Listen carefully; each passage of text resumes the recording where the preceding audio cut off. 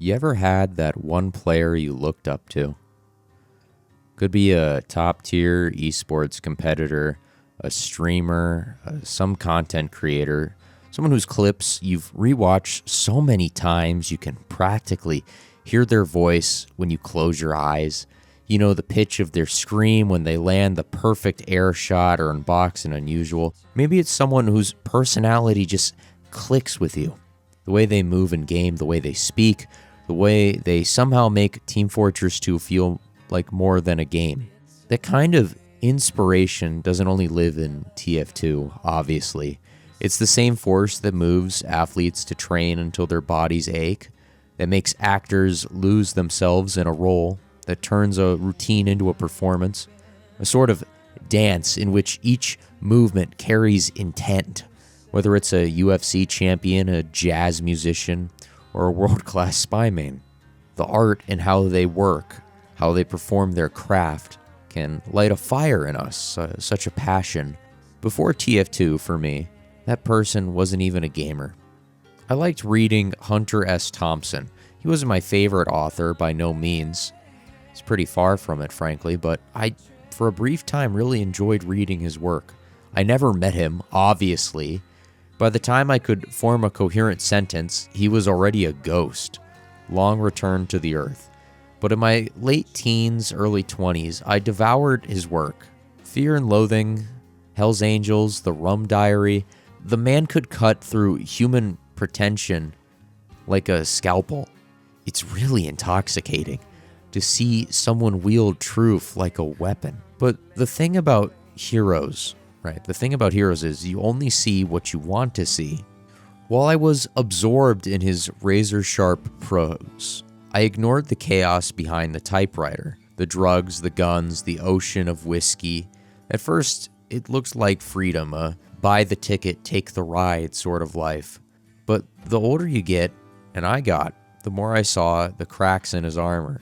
He shot himself at 67 and left a note that was part resignation, part exhaustion, and the cruel irony of all that, the very traits that made him so beloved to the world. The rich hedonism, the reckless excess, the constant bricksmanship, the same forces that were destroying him. His embrace of hedonism can be as much of a shackle as it is a thrill. Imagine building your reputation on a version of yourself you can't sustain. The bigger you get, the more impossible it becomes to drop the mask, the facade. You've got celebrities calling you a genius for the habits that are killing you. How do you walk away from that? And now let's get back to roots here. Let's bring this to TF2. I've met my own heroes and had my own heroes before. Players I'd watched for years before I ever imagined I'd face them in a match or interact with them or go hiking with them or drinking with them. The first time I dealt with this was with formerly Ace's Gamer. To me, the greatest Highlander soldier of all time. He's the reason I started playing seriously. I remember him casually recommending music on a Pug stream once to me. It was the Avalanches, and he even recommended a bunch of St. Pepsi music, the later stuff he made that's really good. Years later, I played against him on Cascade in some Highlander match where he was returning to check out the scene, and I finally added him on Steam. I couldn't even message him to sign an item. I just stared at his name on my friends list like some digital gargoyle, like a creep. This was the guy who taught me how to C-tap from a quick video guide, and now he was just there, and I was staring. There's another hero I've met that I'm sure you all know. Casual. I binged his videos when I was still fumbling my way through Steel Highlander. I'd quote his lines with friends before matches.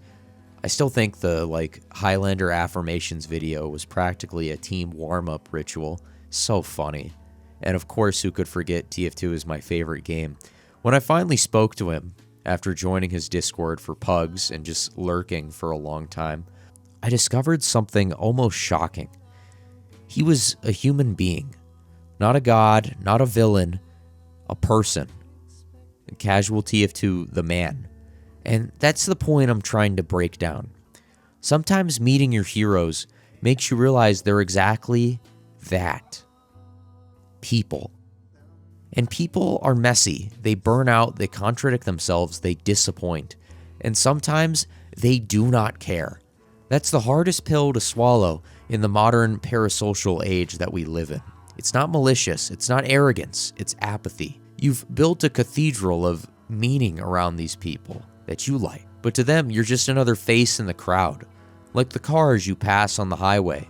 The people inside the cars, they're too busy focusing on the road to look at you, or your own car if it's, something worth looking at. Indifference can feel colder than hate, because hate at least acknowledges you exist. That doesn't mean you should stop admiring someone's work, but it does mean you should be careful about the way you admire. Don't buy the whole package, so to speak. You can take someone's precision, their creativity, their discipline, but you don't have to take their vices, the burnout, or their self-destruction. Even among my closest friends, I've seen people become the most apathetic versions of themselves, withdrawn as if by some Kafka-esque necessity to fix what's broken within them, based on these desires' heroic mimicry. It's like in Hamilton. There's a line where he essentially says, "Judge me as a politician, not as a man." In the same way, you can learn from a top player without becoming them wholesale, just because they have the best frag movies you've ever seen. Doesn't mean you want to live their life. You can respect the art without worshiping the artist, because if you don't, you're not chasing truth, you're chasing an idol that you've made. And idols have a bad habit of toppling over and crushing the things worshiping them. So go ahead, meet your heroes if you get the chance, but try to meet them with open eyes and see the flaws. Acknowledge the apathy. The magic isn't in who they are, it's in what they've done and in what you choose to build from the spark that they've handed off to you. And as always, take care and beware.